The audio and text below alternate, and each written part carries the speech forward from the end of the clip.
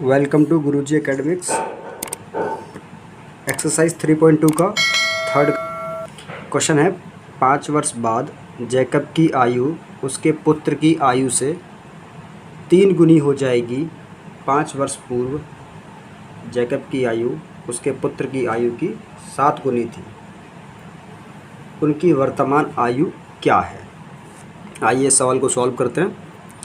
माना जैकब की वर्तमान आयु x वर्ष तथा उसके पुत्र की वर्तमान आयु y वर्ष। इस सवाल में हमें 3 प्रकार की आयु दी गई हैं।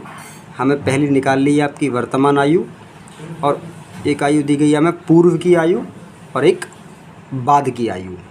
तो हम लोग वर्तमान आयु को मान चुके हैं जैकब की क्या है x वर्ष, जबकि उसके पुत्र की y वर्ष।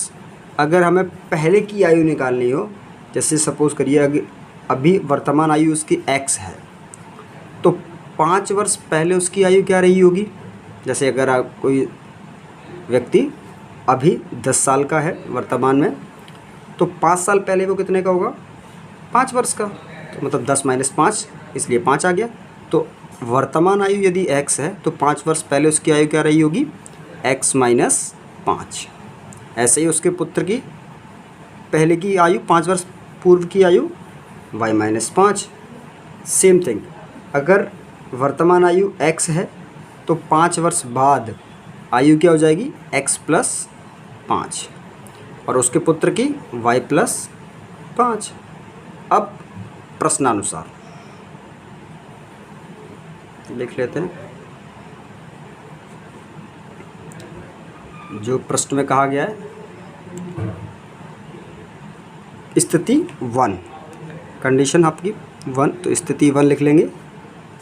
स्थिति फर्स्ट, जिसमें कहा गया है 5 वर्ष बाद जैकब की आयु उसके पुत्र की आयु से 3 गुनी हो जाएगी। तो 5 वर्ष बाद आयु कौन सी है? x + 5 और y + 5। तो x + 5,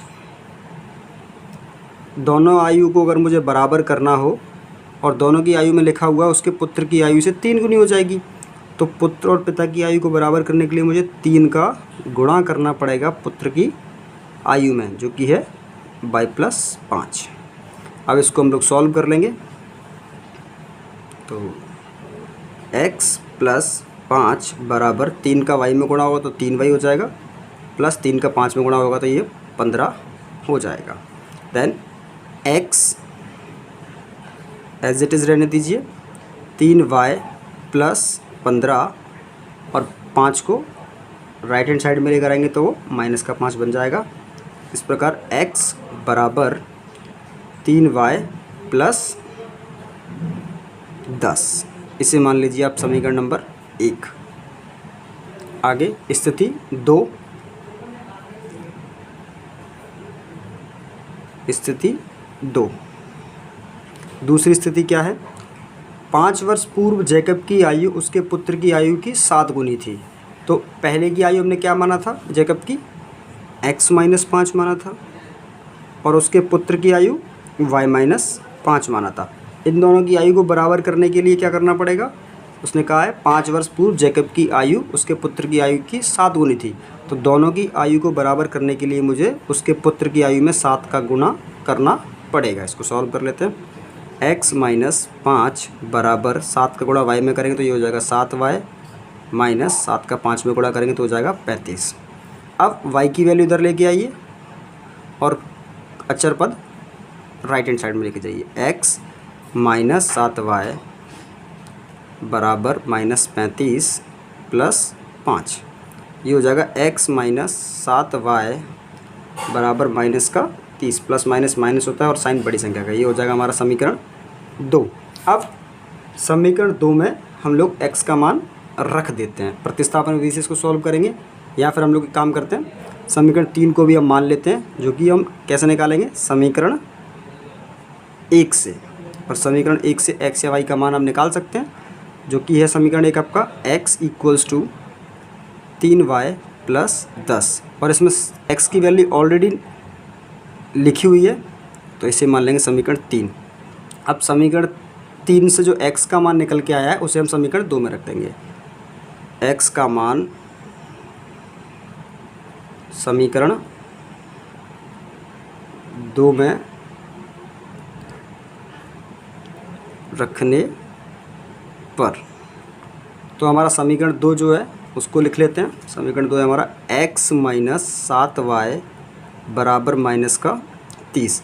x की जगह x का मान 3y प्लस 10 रखेंगे और माइनस 7y ऑलरेडी लिखा हुआ है तो माइनस 7y लिख देंगे बराबर माइनस का 30। आगे 3y प्लस का माइनस का 7y तो ये हो जाएगा माइनस का 4y बराबर माइनस का 30। और ये प्लस की संख्या राइट हैंड साइड में लेकर आओगे तो माइनस की बन जाएगी 10। तो माइनस का 4y बराबर माइनस का 40 हो जाएगा और माइनस से माइनस कैंसिल आउट। अब y के गुणा में 4 है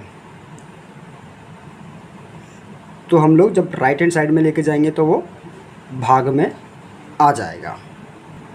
4y बराबर 40 तो y बराबर 40/4 और 4 से भाग अगर हम 40 में देते तो 10 बार जाता। तो y का मान क्या आ जाएगा हमारा 10।